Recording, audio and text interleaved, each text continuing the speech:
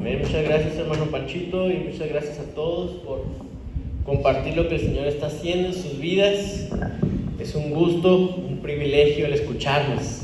Amén. Quiero invitarlos a que cerremos nuestros ojos, inclinemos nuestro rostro y oremos en esta hora. Gracias, Señor, te damos primeramente porque, Señor, cuántas bendiciones nos has dado, has derramado sobre nuestra vida. Gracias porque tú has sido bueno, Señor, y continúas haciéndolo. Y, Señor, tu fidelidad no cambia, cada mañana es nueva. Señor, en esta hora nos disponemos para recibir de ti una palabra de aliento, una palabra, Señor, que llene nuestro corazón, que nos permita y nos anime a seguir caminando, Señor, contigo. Oramos por los niños que van a salir a sus clases, por los maestros que van a estar sirviéndolos, Señor. Tú sabes que de ellos es el reino de los cielos. Tú les has dado un lugar prioritario en tu reino, Dios. Bendícelos con ellos. Y Padre Santo, que tu presencia y tu Espíritu esté con cada uno de nosotros. Amén y amén. Amén. Los niños pueden pasar a sus clases. El Señor los bendiga a sus maestros. Y quiero invitarlos a que abramos nuestra Biblia en Hebreos capítulo 13.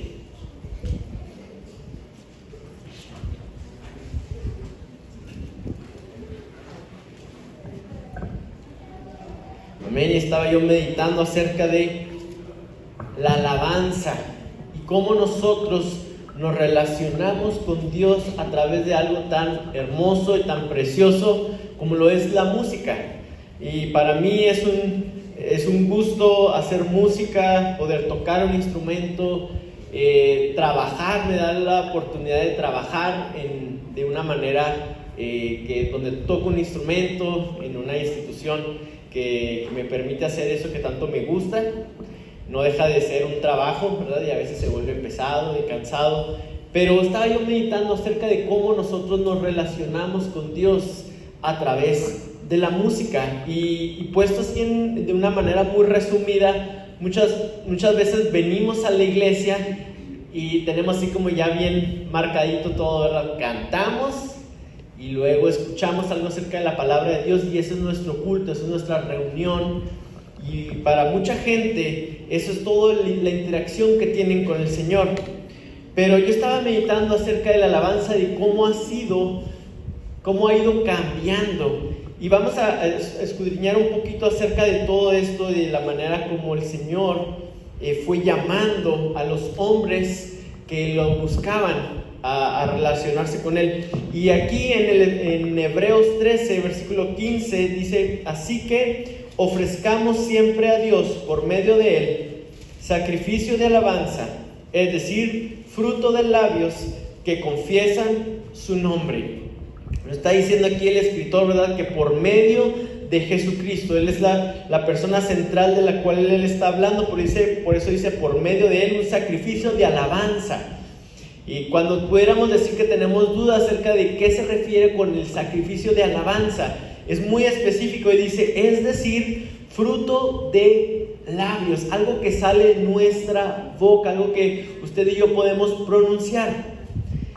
Y es sorprendente porque vemos que en un principio, cuando tú lees, por ejemplo, la ley de Moisés, te encuentras con tantas reglas y normas acerca de cómo debían ofrecer un sacrificio que no era de alabanza, no era algo de su boca, era un corderito, era un animalito, era un becerro, un carnero, un chivo, eran unas aves, y había reglas de todo en cuanto a cómo debían escogerlo, cómo debía ser la apariencia de ese animalito, cómo tenía que ser la manera que lo sacrificaban y cómo tenía que los utensilios que tenían que utilizar, la ropa que usaban las personas que lo iban a hacer. Y esta parece como que bien diferente y bien distante de lo que nosotros hoy conocemos como los sacrificios y la manera como nos acercamos a Dios, siendo que es el mismo Dios. ¿No le llama a usted la atención esto? Cómo nosotros ya no nos tenemos que preocupar por nada de todos estos rituales, todas estas ideas y simplemente dice: ofrezcamos a Dios un sacrificio de alabanza. Esto que hicimos nosotros a través de los instrumentos, de nuestras voces, de los cantos que gente ha compuesto alrededor del mundo, en muchos años nosotros los tomamos y los entonamos a Dios, y ese es nuestro sacrificio, y esa es la manera como nosotros nos acercamos a Dios. Y yo quería ver, hermanos, un poquito acerca de cómo fue desarrollándose el sacrificio y las ofrendas que ofrecemos a Dios. Y el primer ejemplo que tenemos es en ¿quién? ¿Quién recuerda cuál es el primer ejemplo que viene acerca de un sacrificio? Abel. Abel, este hijo del primer hombre que Dios creó. Vemos que Adán, no hay ninguna referencia de que Adán haya hecho un sacrificio de animales. Sí vemos que Dios los cubrió de pieles cuando los iba a sacar del huerto, y entendemos por medio de eso que hubo un sacrificio de parte de Dios para cubrir la desnudez del hombre. Pero no es sino hasta Abel, y yo no me puedo imaginar de dónde obtuvo Abel esta revelación, esta idea.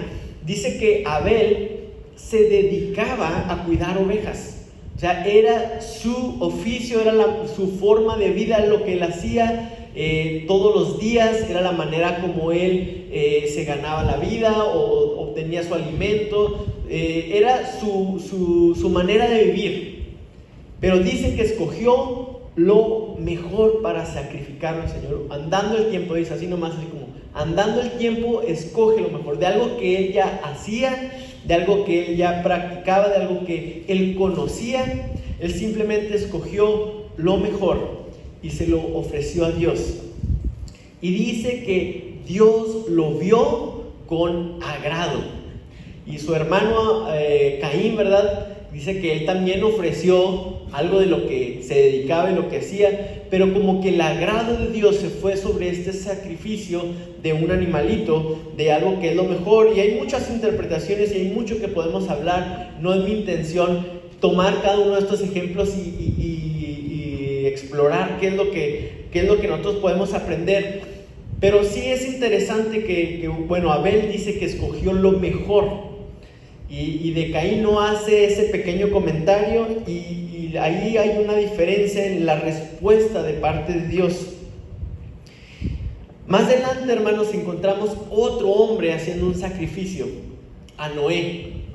Después de haber sobrevivido a la más grande extinción de vida en el planeta, cuando finalmente Noé sabe que ha sido librado de estas aguas que habían venido para limpiar y quitar toda la maldad, y que habían venido para sepultar todo el pecado, esas aguas que Dios hizo surgir de abajo y de arriba y que aplastaron todo lo que existía. Una vez que Noé supo que había sido librado su vida y de su familia y un grupo de animales también, dice que Noé tomó de los animales limpios y ofreció al Señor. Y dice que Dios percibió un olor grato. Encontramos aquí como unas similitudes, ¿verdad? Abel dice que escogió lo mejor y lo ofreció al Señor, y que el Señor lo vio con agrado. Después encontramos a Noé, ya una vez habiendo sido librado de toda esa maldad que cubría la tierra y que llevó a Dios a arrepentirse de haber hecho al hombre. Cuando ya esas aguas habían bajado finalmente y la tierra había vuelto a resurgir y a producir vida, Noé dice que toma de los animales limpios. Y tal vez alguien podrá decir que Noé ya conoció a los animalitos ahí en el arca, y que los limpios eran los que sí hacían sus necesidades en la cajita de arena que les tenía, y los no limpios eran los que hacían donde fuera. Pero no, en realidad no se refería en nada a eso. Ya más adelante en la ley de Moisés encontramos cuáles eran los que Dios consideraba animales limpios, y tenía que ver con la dieta, con la forma de sus patas y con la manera como hacen su digestión y tantas cosas. Pero Noé ya entendía de esto. Noé ya entendió y escogió los animales limpios para ofrecer un sacrificio a Dios. ninguno de esos hombres tenían tal vez como nosotros o como más adelante otras personas, una referencia de cómo se debía hacer, cuál era la manera de acercarse a Dios. Creo que fue algo que tenían pues tal vez una tradición hablada, tal vez había sido algo que Dios les había permitido ver, pero estos hombres supieron que había un sacrificio que el Señor recibía con agrado y lo practicaron. Y vemos en Abel que escogió lo mejor, y vemos en Noé que escogió animales limpios. Después de esto encontramos a Abraham. Cuando Dios llama a Abraham a salir de la tierra de su parentela, ¿verdad? Y lo lleva a caminar y le da un pacto acerca de su descendencia y de la tierra que él iba a poseer. De repente llega un punto cuando Abraham ya había recibido ese pacto y había recibido esa promesa de parte de Dios, y como que había pasado tiempo y no había sucedido nada. Y en Génesis 15, a ver si lo encuentran, Génesis 15, versículo 9. ¿Alguien que lo quisiera leer? 15:9 solamente. Y le dijo: tráeme una becerra de 3 años, y una cabra de 3 años, y un carnero de 3 años, una tórtola también, y un palomino. Amén. Vemos que Dios le pide a Abraham, ya no lo deja a la intuición, a la decisión de la persona, sino que Dios le pide a Abraham ciertos animales de ciertas características. Y Dios le pide a Abraham 3 animales, ¿verdad? Una becerra, una cabra, un carnero, bueno, y unas aves. Y ya de ahí Abraham toma eso y dice que lo parte. Y yo he escuchado acerca de cómo ya había una tradición de hacer pactos entre las personas y que se mataban animales, y era una manera de sellar un pacto entre dos partes que convenían en una cosa. Pero más que nada yo quiero ver esto porque como que nos va dando un panorama más completo. Vemos en Abel que ofreció lo mejor, vemos en Noé que ofreció lo que era limpio, y vemos en Abraham que lleva lo que Dios le pide. Y es un versículo, un capítulo muy interesante porque está combinado este sacrificio de Abraham con toda una profecía que se habría de cumplir. Cuando leemos el capítulo 15, ¿verdad? Nos imaginamos algo bien tremendo, porque empieza Dios a hablar a Abraham, dice que se hace noche, y lo que Abraham ve como un horno y una antorcha paseándose entre los animales, pero que se viene una oscuridad, una oscuridad de miedo. Y a mí me llama la atención porque nos imaginamos que en esa época pues realmente la oscuridad era parte de la noche, no había luz eléctrica, no había sus lamparitas. Ahora cuando fuimos al campamento, ¿verdad? ¿Qué diferencia hacía llevar lámpara y no llevarla? Porque la oscuridad es algo bien, pues es algo que nosotros, sobre todo nosotros aquí en la ciudad, no estamos acostumbrados. A mí me llamaba la atención porque, por ejemplo, ahí en donde estábamos durmiendo en la cabaña, en la noche no se veía nada, así como cuando tienes los ojos completamente cerrados y que no ves nada, no se veía nada. Y yo ahorita, la casa ahí donde estoy viviendo, pues nunca deja de haber luz, no hay manera de que deje de haber luz porque tengo un mercurial justo afuera de la ventana, entonces entra mucha luz. Y a mí me sorprendía esto, de esta parte de la oscuridad que nosotros aquí en la ciudad alcanzamos a conocer cuando salimos de la ciudad y vamos por el campo, y esto da la oportunidad también de ver las estrellas de una manera más clara y disfrutar el paisaje celestial, si lo pudiéramos llamar así. Pero aquí describe que cayó una oscuridad que llenó de miedo el corazón de Abraham.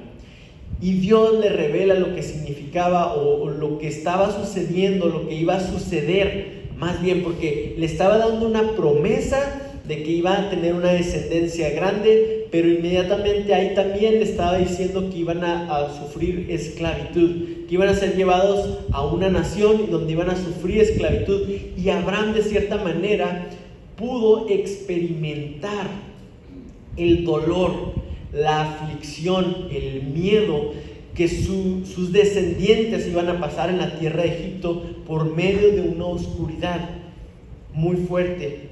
Y en medio de esa oscuridad, Dios da la promesa acerca de lo que iba a hacer, ¿verdad? Dice en el versículo 17, Génesis 15, 17: y sucedió que puesto el sol y ya oscurecido, se veía un horno humeando y una antorcha de fuego que pasaba por entre los animales divididos. En aquel día hizo Jehová un pacto con Abraham, diciendo: a tu descendencia daré esta tierra, desde el río de Egipto hasta el río grande, el río Éufrates, la tierra de los eneos, de los ceneseos, de los cadmoneos, los heteos, los perezeos, los refaitas, los amorreos, los cananeos, los gergeseos y los jebuseos. Estaba nombrando Dios los enemigos que iban a ser vencidos en el nombre del Señor en un futuro distante, bueno, de alguna manera distante, un futuro que Abraham no iba a conocer. Y entonces yo como que se va completando este panorama acerca de los sacrificios, de la manera como el hombre conoce y decide acercarse a Dios. Tenemos en Abel, ¿verdad?, que ofreció lo mejor, Noé, que ofreció lo limpio, y Abraham, que ofreció lo que Dios le pidió. En un punto, incluso que Dios lo llevó a conocer esto todavía de una manera más profunda, cuando Dios le pide que sacrifique a su propio hijo. Y Abraham estuvo dispuesto a sacrificarlo, a pesar de que al sacrificarlo estaría sacrificando también toda la promesa y las esperanzas que tenía Abraham de haber cumplido lo que el Señor le había dicho. Él estuvo dispuesto a ofrecerlo porque sabía que él iba a ofrecer lo que Dios había pedido.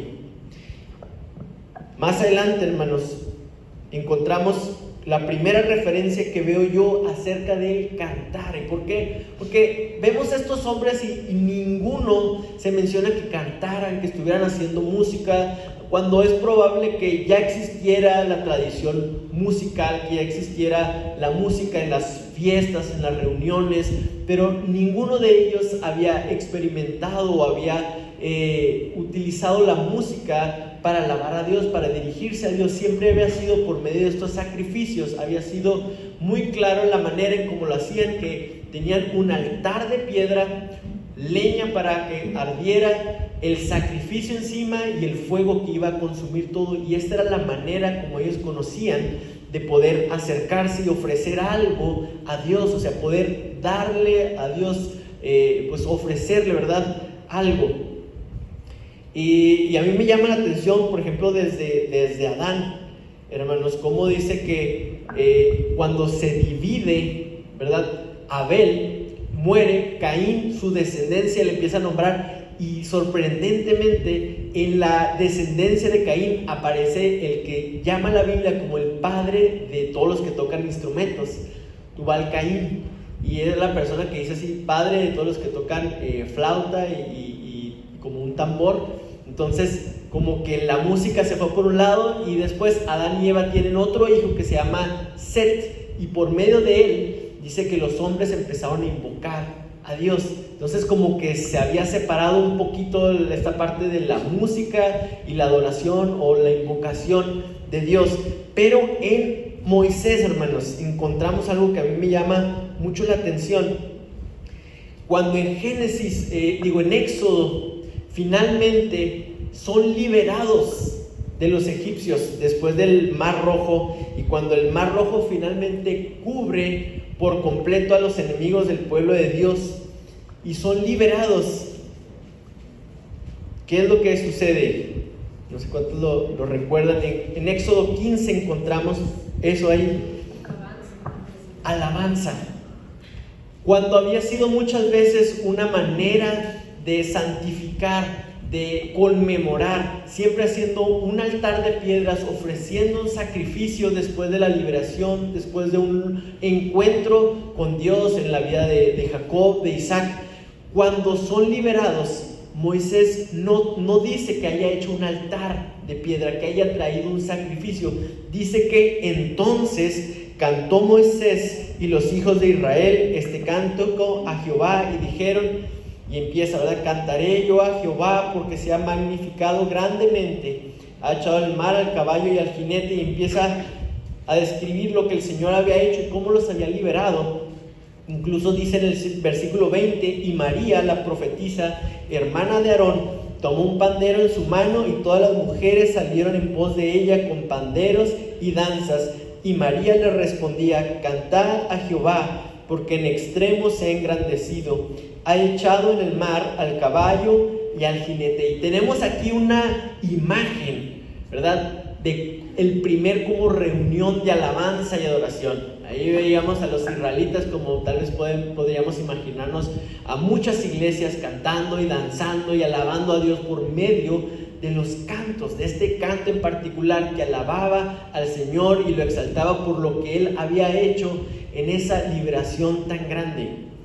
Ahí en esa liberación que Abraham pudo percibir a través de esa oscuridad tan grande que cayó cuando Dios estaba haciendo el pacto, y cuando finalmente se rompe ese momento de oscuridad, cuando llega la liberación, lo que viene con ello es alabanza. Se levanta un canto de alabanza en medio de todo el pueblo, con respuesta, con panderos, con instrumentos, con mucha alegría y mucho gozo, y no hay referencia alguna aquí a un sacrificio, a que llevaran un animalito, a que hicieran un altar de piedra, sino que todo se convierte en un servicio de adoración a Dios, como los que nosotros tal vez estamos más acostumbrados o más conocidos.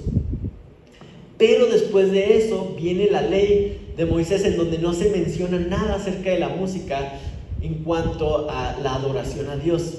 Hay, como les comentaba antes, hay reglas para todo y de todo, pero no había una instrucción acerca de música en el lugar de adoración a Dios, en el altar, en el lugar santísimo, en toda la imagen y la visión que tuvo Moisés acerca de construir un tabernáculo. No dijo, aquí van a ir los instrumentos, aquí van a ir los músicos.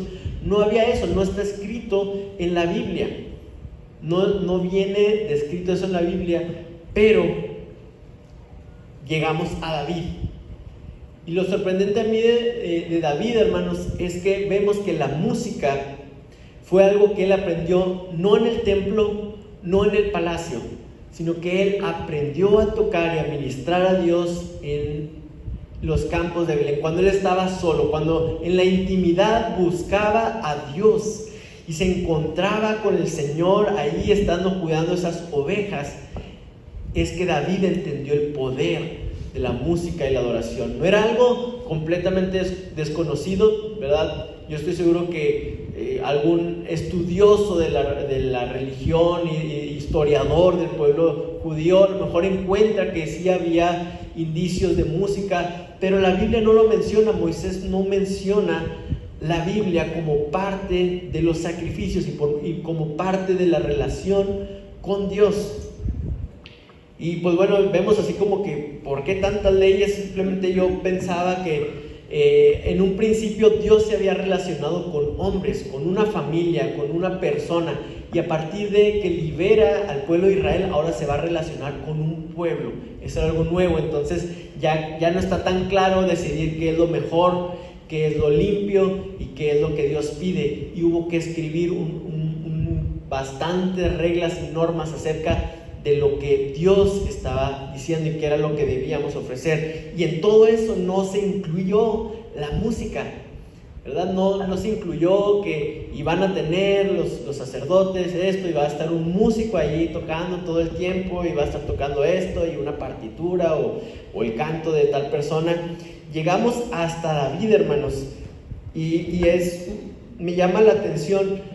Yo creo que el primer momento en donde realmente David tiene poder y realmente puede tomar una decisión en cuanto a esto es cuando él decide que va a traer el arca de donde estaba en Silo, que lo va a traer a Jerusalén, el lugar que él había decidido para que fuera su capital.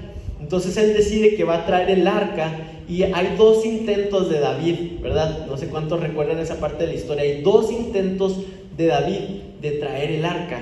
En el primer intento dice que David venía danzando, que bueno, una de las características es que lo pusieron en un carro nuevo, decidieron hacer un carro que iba a ser tirado por bueyes, y que en ese carro muy bonito, ¿verdad? Nos podemos imaginar David con todo su poderío, con su riqueza. Yo creo que construyó un carro muy bonito y ahí pusieron el arca del Señor y venían cantando y danzando, y ahí dice que de repente Dios castiga una intención del hombre por de tocar el arca. Y entonces ahí es truncado el primer intento de David por traer el arca, y dice que se desanimó y la dejan en la casa de un hombre que se llamaba Obed-Edom. Y después hay un segundo intento, y lo que me sorprende es, bueno, ya David entendió que primero tenía que los sacerdotes llevar el arca. No se necesitaba ningún carro nuevo, no se necesitaba que fuera mucho lujo, una carroza muy imponente. Eran hombres los que debían cargar el arca y la presencia de Dios. Había también música como en el primer intento, pero a diferencia, algo que también se menciona es que cada ciertos pasos hacían un sacrificio de un animal, así como Dios lo había pedido. Y creo que aquí Dios estaba uniendo estas 2 partes del corazón de David por servir a Dios y por alabar a Dios a través de la música, y lo que él había mandado acerca de Moisés, acerca de los sacrificios. Y entonces así es como finalmente David puede traer el arca a Jerusalén y ponerla en la casa que él había decidido en Sión.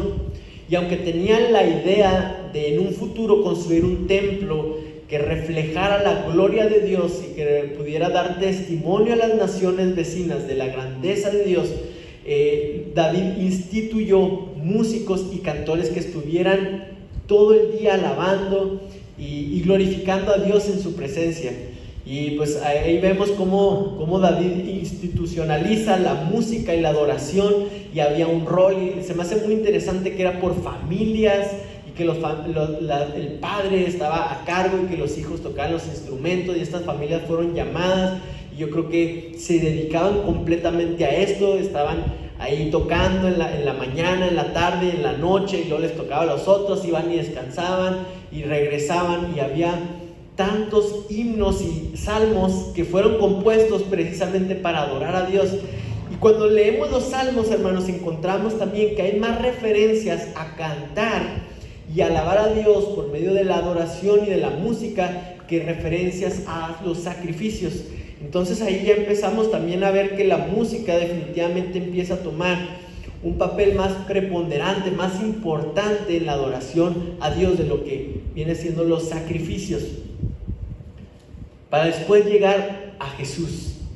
Cuando vemos a Jesús, hermanos, ya encontramos un pueblo de Israel que ya tenían hecho todo su business, ¿verdad? Con los animales y con los sacrificios, ya tenían todo resuelto. Y vemos que Jesús, cuando iba a cumplir el propósito por el cual vino, cantó. Ahí en Mateo 26, 10.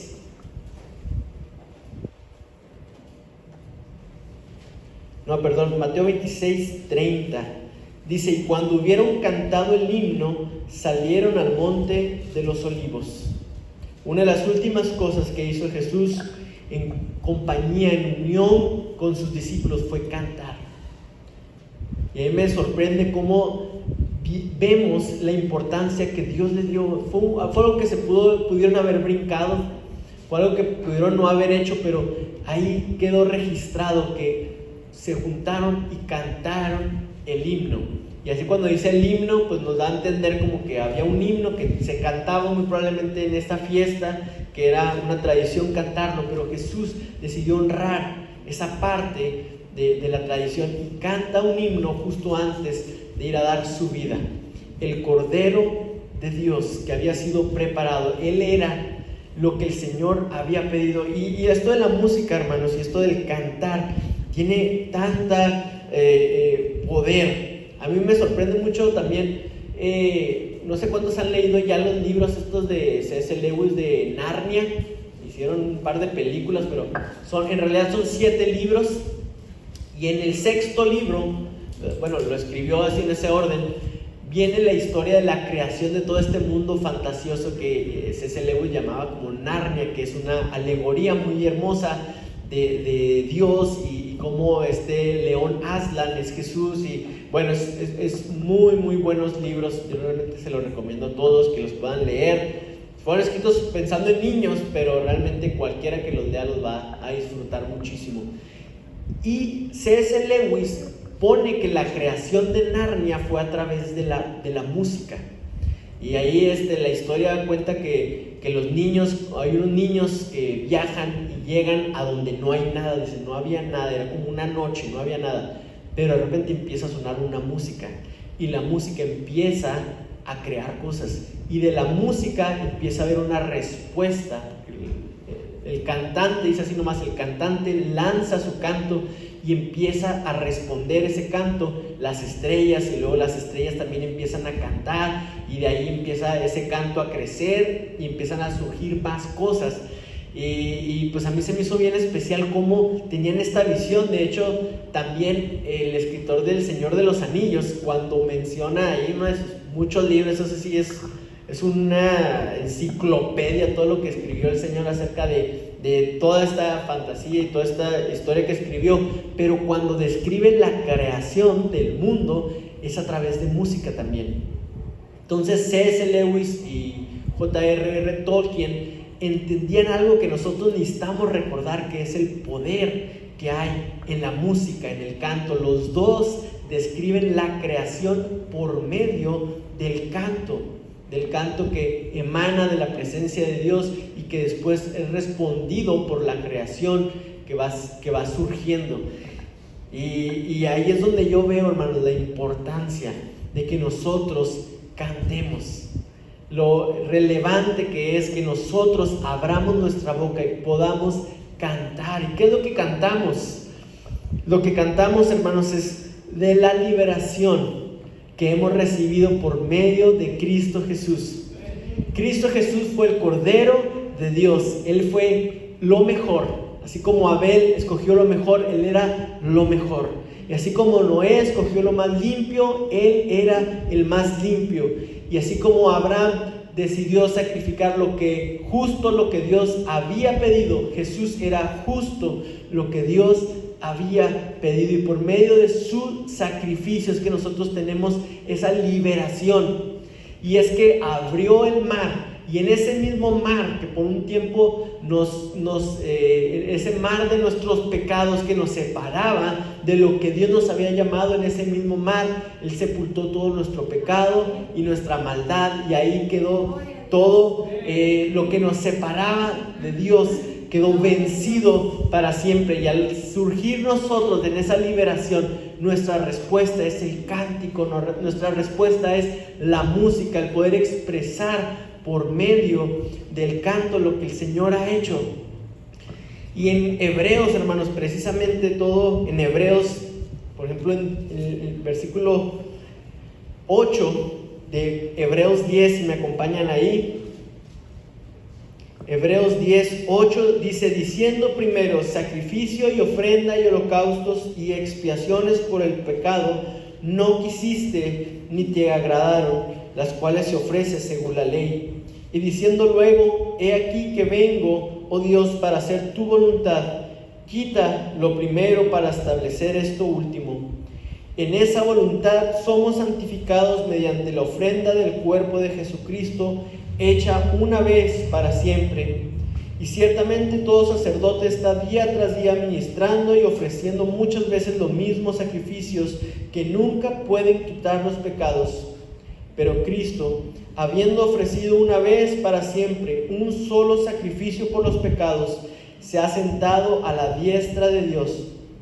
De ahí en adelante, esperando hasta que sus enemigos sean puestos por estrado de sus pies, porque con una sola ofrenda hizo perfectos para siempre a los santificados. Y nos atestigua lo mismo el Espíritu Santo, porque después de haber dicho, este es el pacto que haré con ellos, después de aquellos días, dice el Señor, Pondré mis leyes en sus corazones y en sus mentes las escribiré. Y añade, y nunca más me acordaré de sus pecados y sus transgresiones. Amén. Jesús nos puso en ese mismo punto donde estaba el pueblo de Israel al ver el mar rojo cerrarse sobre sus enemigos. Y nuestra respuesta, hermanos, a ello es: vengamos pues delante de Dios con una ofrenda de nuestros labios, que podamos nosotros realmente expresar de lo más profundo de nuestro corazón este sacrificio de alabanza, un fruto de nuestros labios, para gloria de su nombre. Pongámonos de pie, hermanos, y vamos a darle gracias a Dios. Y que no nos cansemos, hermanos, de cantar, que no nos cansemos de alabarlo, porque Él es el único digno. Él es aquel que nos ha dado una libre entrada a la presencia de Dios, que nos ha hecho aceptos delante del Padre, no por medio de muchos sacrificios, no por medio de lo que nosotros podamos traer, sino por medio de la sangre de Cristo Jesús. Y es por esa liberación que nosotros hoy podemos cantar, diciendo: cuánto te has engrandecido, Señor. Tú que desde antes de la fundación del mundo tenías preparado el Cordero para nuestra redención y para nuestra salvación. Te damos muchas gracias, oh Dios. Te adoramos, te bendecimos. No hay otro como tú, oh Rey. No hay otro como tú. A ti queremos levantar nuestro canto. Queremos, Señor, que esta historia, este mensaje sea cantado por la eternidad, y que nuestra boca siempre pueda estar lista para cantar de tu grandeza, de tu misericordia y de tu salvación, oh Dios. Gracias te damos, Padre. Podemos traer a este altar de adoración nuestra vida y ofrecerla, Dios.